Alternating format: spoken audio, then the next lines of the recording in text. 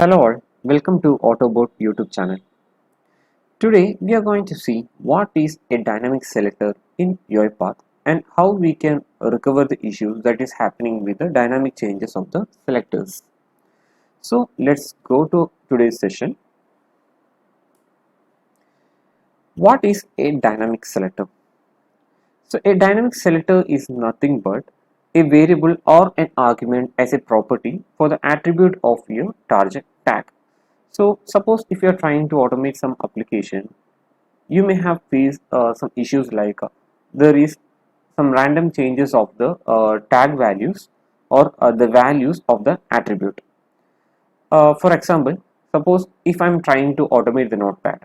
Okay, so in the notepad I have opened one file called a.txt, and in the second time if I'm trying to automate the same or if I'm trying to execute the same flow within another file called b.txt, the execution may fail with the title, because if you are trying to automate with UiPath for this notepad, it will take the file name and the notepad as the value for the attribute title. Okay, so at that time this can fail our execution. So how you can recover these issues when if there is a dynamic changes of the values of any uh, attribute? Okay, so how we can recover that issues? For that, in UiPath we can directly use the dynamic selector. It's not only limited with UiPath. uh, with most of the RP tools or with any automation scripting or with any automation technologies, whenever if we face such issues with the dynamic changes of the selectors, we'll have to go for the dynamic selector approach. Okay, so with UiPath, let's see how we can resolve the issue with the dynamic selectors. So usually the format of the dynamic selector is the tag, then the attribute equal to the value. So this value field is the one which is getting changed each and every time whenever if we are opening up a new session of the application. Suppose if I have an application and whenever I'm refreshing, there can be changes of some values like ID. ID can get changed. Sometimes it can change, or the title of the application can get changed whenever if we open that with another file or something. Okay, so those kind of changes we can resolve with the dynamic selectors by dynamically passing the value for the attribute. Okay, so let's see that with a few of the practical example, and we'll explain deeply all these concepts like how you can assign the dynamic value to the selector and what is wildcard, and all these topics we are going to cover with a few of the practical examples. Okay, so just try to do the same scenarios in your system as well, because these questions in most of the interviews, if they are asking for some practical example, they will ask this question and you will have to do the same thing in your machine. Just go to our second slide. So here we can see this is the standard selector. So whenever if you are trying to get some value or get some selector using the UI Explorer tool in UiPath, we'll be getting the standard selector. Okay, but there can be some fields like IDX. Okay, so here I have mentioned this IDX equal to 6. So suppose if I'm going to automate the calculator. Okay, so I'm getting a use case like I need to get the multiplication table for some value. Okay, suppose if I'm taking the input as 5. Okay, I need to print the multiplication table of 5 till 5 iteration, like 1 into 5, 1 into, sorry, 2 into 5, 3 into 5, 4 into 5 and 5 into 5. Okay, so till this 5 iteration I have to take the multiplication table of the number 5. So suppose if I need to click on one button. Okay, so this IDX is totally depend on the number of the keypad. Okay, number of the keypad.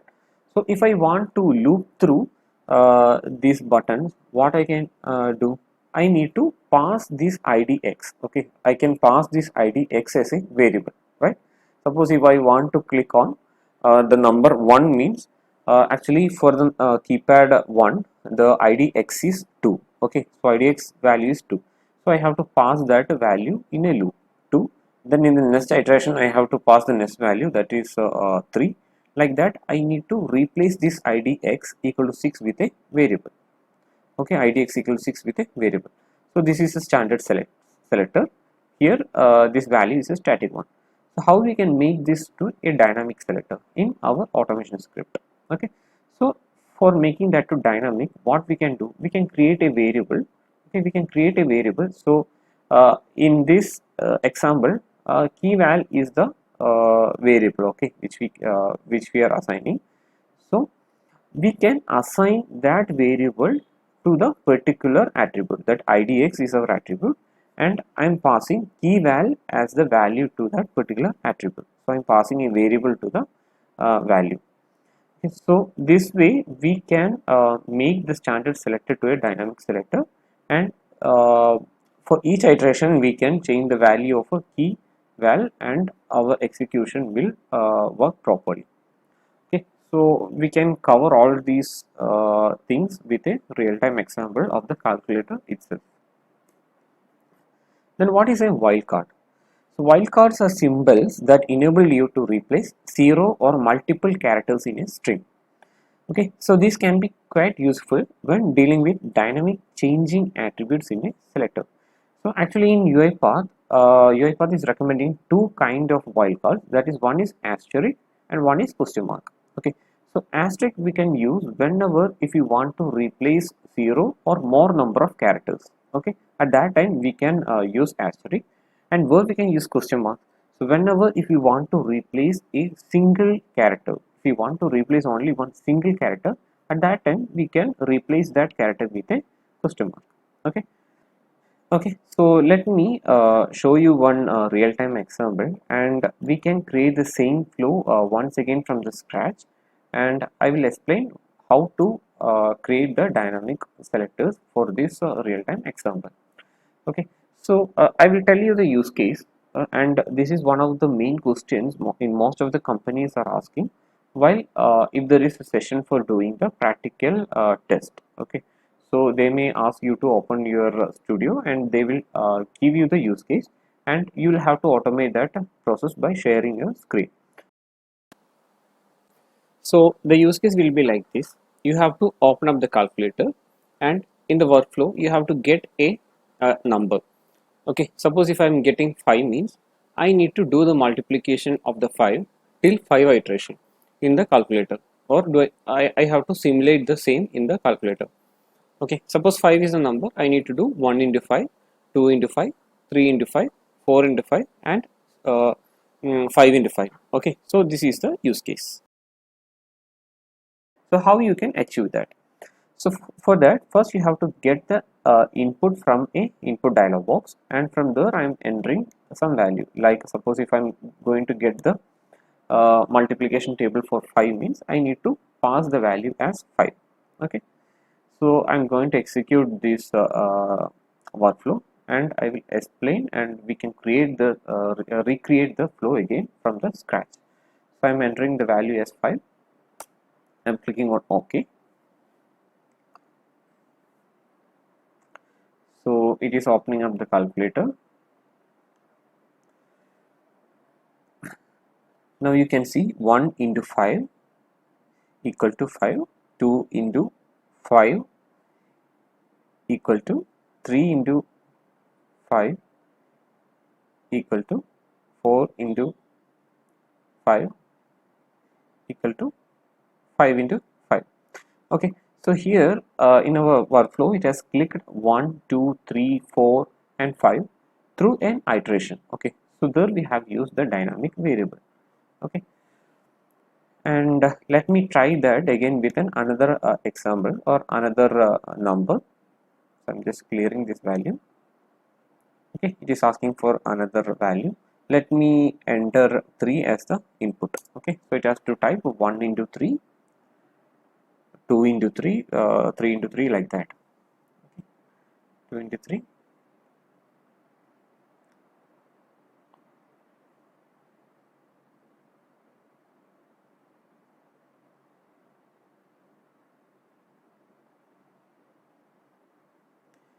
Okay, so that's it. So if you are very much confident about the dynamic selector, you can easily complete this use case within a few minutes. Okay, so let's do this process again.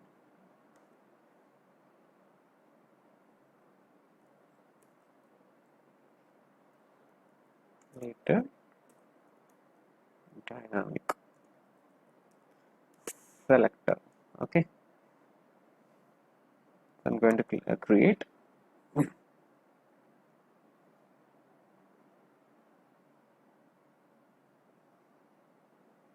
So I created a new process.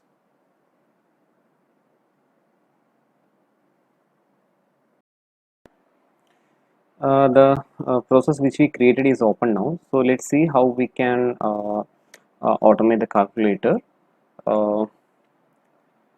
using the dynamic slider. So let me open up the calculator.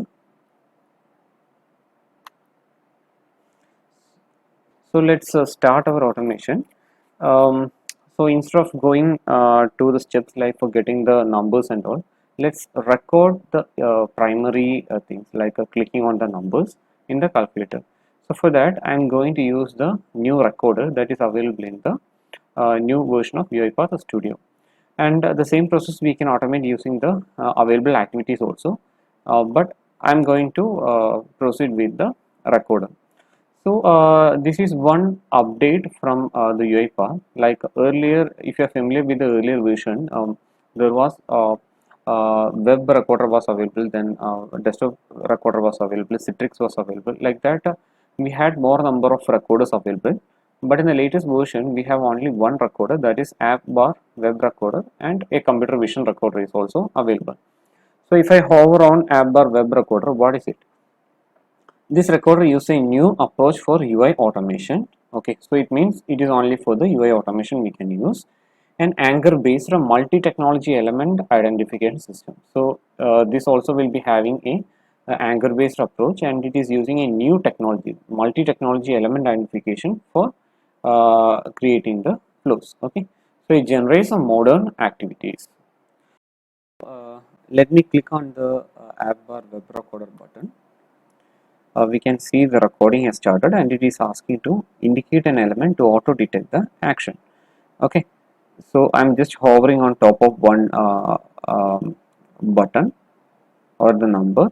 Okay, if you hover on top of an element, below to that you can see a button is there. Okay, and so I'm just hovering on top of to that. It will show you the list of action that you can use for the particular element. Okay, so you can use get test or type into hover, click, double click. So it's totally based on your requirement. You can choose the action, and UiPath recorder is suggesting you this many actions are available for that particular element. Here the requirement is for clicking the element, right? So I'm just use the click activity. Okay, so what should be the next step? I need to click on the star button or the undo button. Okay, so I'm just clicking on that. What is the next step? I have to click on the next number. Okay, so I'm just clicking on 9. Okay, then what is the final step? I need to click on equal to symbol, right? Okay, so we have recorded all the steps which is required in the keypad. So that is done. Then I need to click on save button. Okay, so I just saved it. Okay, so what is the next step that we have to do? So the recording part is done. Then we need to get the input from the user. So we have to add the input dialog at top to that. So I'm getting the input from the user. So just add a title for the input box. Enter the number. I'm just clicking on Control K. I'm just typing val as the variable name. Okay, so value should be a integer. I'm getting a new variable. Okay, so what should be the next process? This has to be go in a loop, right? So as I have to print the multiplication table for 5 iteration, I need to use a loop for doing the iteration, right? So I'm going with a while loop now. Okay, so there should be an iterator value, right? So I'm just creating a variable here.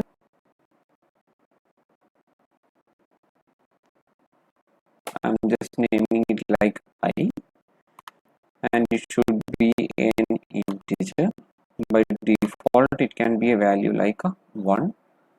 Okay, because I'm going with a while loop. Okay, so this I should be less than or equal to 5, right? As I need to go for 5 iteration. What should be the body? Body should be the clicking of these buttons in the calculator, right? So I'm just copying all these steps, just cut it and paste inside our flow, inside the body of the while loop. Okay, so first it is clicking on the first button, then it is clicking on undo button, then it's clicking on the second number, then it's clicking on equal to. Okay, so this is fine. So what is the next step? Just go to uh, the first number. Okay, and here what you have to do, go to target and here go to selector. Okay, here inside the property you can see activity is referring an element, target property, so it is pointing to an particular element. So if you want to unlink, you can unlink it. So I'm just unlinking it because I'm going to use the dynamic selectors. So just unlink that and go to selector. Okay, so in the selector, what are the attributes available? So here name is there and automation ID is also available. So automation ID, inside automation ID you can see num1 is there. So this is a dynamic value, and here name equal to 1, that is also a dynamic value. So I'm just trying to remove this name equal to 1. I'm just trying to remove and I'm just validating. Yes, it's a valid selector. And here you need to see how we can replace this uh, 1 with a dynamic variable. So we have the I, right? I is the iterator. So I'm just going to replace this 1 with a variable. What should be the variable? It should be I, correct? So this is the value which is looping from 1 to 5. So and just click on override. I just click on confirm. So it will replace that number with a variable. Click on validate. It's a valid selector. Okay, now click on OK. So that part is done, and I need to click on the second number, right? What is there in the symbol? As this is a static one, I don't need to change the selector for this. Okay, and I need to replace for the number, the second number. So just go to selector, see what is over there. Here the name is there, so it should change based on the input that customer is or the user is providing, right? So I'm just changing the name, and instead of this 9 I need to pass the value that the user is passing, right? So I'm just right clicking, use variable. What should be the value? It should be val, right? Default, actually I'm not going to give any default value as we are getting it directly from the user. So just confirm it, validate. There is an error. What is the error? Okay, so I'm just giving some value.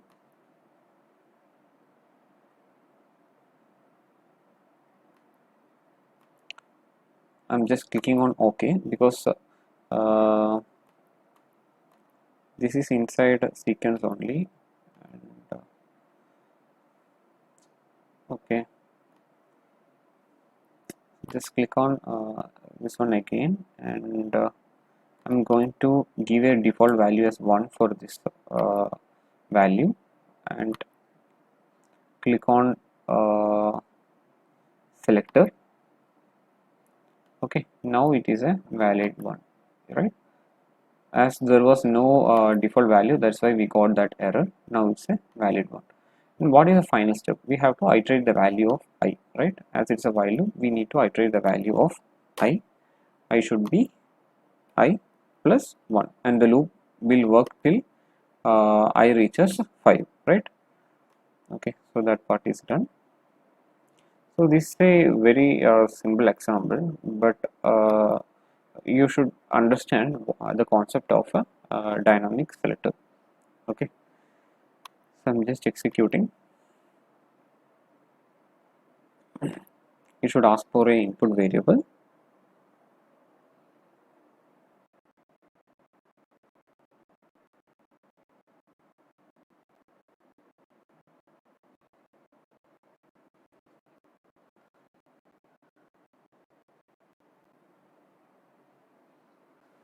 I'm just giving 6 as the value. Okay, so it should print 1 into 6, 2 into 6, like that it should work. Okay, but it is still pointing to 9 because we forgot to unlink the reference. That's why it is still pointing to 9. So once this execution is completed, we'll unreference that and unlink that reference, and we'll see how our execution will proceed. Okay, but now we can see the loop is going on 1 into 9, like 2 into 9, like that. So just go to the second button. Where is second button? This one, right? This one, and just unlink this. Okay, so it was pointing to the button 9. That's why we were getting that error. Or just run the execution again. I'm just clearing it again. Even if you close the calculator, then it will open up a new session of the calculator and it will work. Okay, so I want to print the multiplication table for 4. Okay, so I'm giving 4, so it should work like 1 into 4, 1 into 4 equal to, then 2 into 4, then 3 into 4, 4 into 4, and 5 into 4. Okay, like that way the execution should work. So script is working fine. So this is how you need to use the dynamic selectors. Let's see how to use wildcards in our automations. Okay, so just now we have seen how to use the dynamic variables in the selectors for making the standard selectors to dynamic of selectors. So for seeing the usage of wildcard to make the dynamic selectors, let's start or just create a process. So I'm clicking on process, just name it like a wildcard. Okay, so I'm just naming it like wildcard. Click on create. Okay, so the use case is very simple. I need to open up the notepad, and in the notepad I need to type something in the space. Okay, in the typing space I need to type some values. Okay, so that is the requirement.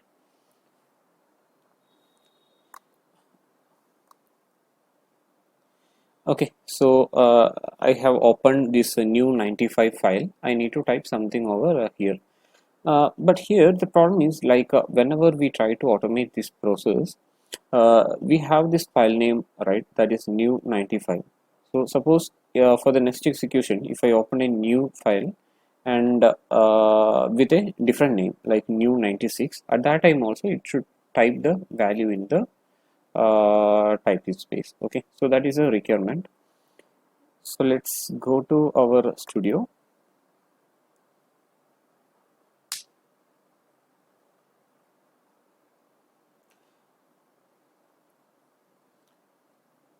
So in the first intro, we have seen like there are two types of wildcards available. One is asterisk, and one is a question mark.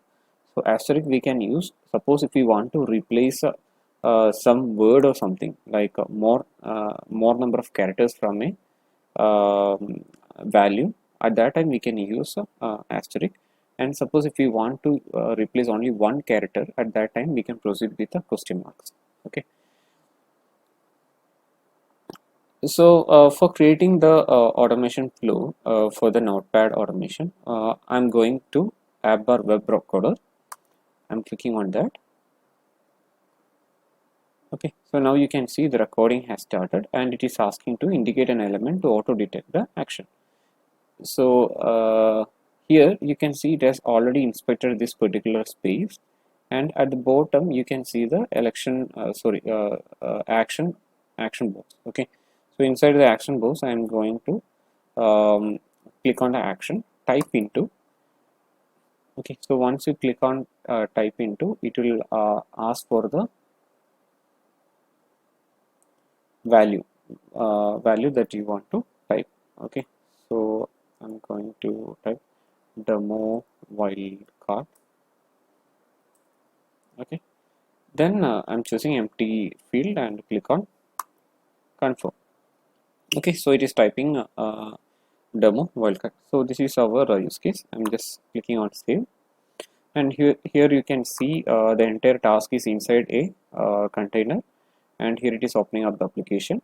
And here if you check here, it is asking like match exact title new 95 notepad plus plus, right? So it is telling you like the title is a dynamic one, like currently it is new 95, and for the next time if you execute it may change it based on the file name, right? So it is asking you like whether you want to enable this, like whether you need to match the exact title. So currently this is not enabled, and so if you execute the workflow for some other file, at that time also the execution will work fine, as it is not pointing to any particular file. Just go to this selector also.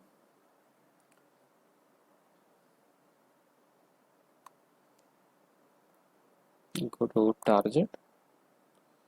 Okay, inside selector go to selector. Yeah, actually here the title is not selected, that's why um, this is not highlighted. So I'm just clicking on cancel, and there is some validation error also. So just click on cancel. Just try to execute this script. It will clear this value and it will type a demo wildcard. Okay. Yeah. So just try to select another one. And just I opened a new file, that is new 96, and I'm trying to execute the same flow. We'll see whether it is working or not, because it should work as we haven't selected the title. Okay, so it is working fine. So suppose if you want to use the selector like the title value, and here the title is new 95 notepad, right? And it is showing a attribute error or the validation error. So how we can resolve that? Just do one thing, just remove this new 95 with a asterisk symbol. Okay, so that was a name which can get changed based on the file name, right? So I just replace that with an asterisk, and I'm clicking on validate. Now the error has gone, right? And I'm clicking on OK. Now that error has gone. So the script will work even though if you are selecting some different file.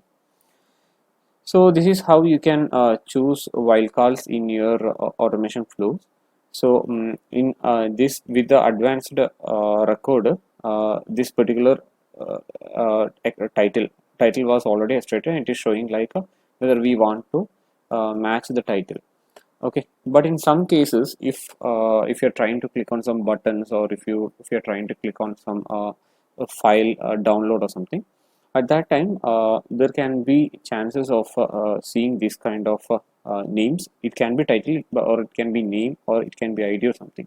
So at that time, if you want to replace those values, you can use asterisk for doing that. Okay. So in this video we have seen how to use the variable for dynamically allocating or making the standard selector to dynamic selector, and just now we have seen the usage of wildcards in the automation flow, how you need to create your workflows. So hope this video is clear and it's useful for you. So if it find interesting, just like the video, share the video, and do subscribe to our channel. So thanks for watching.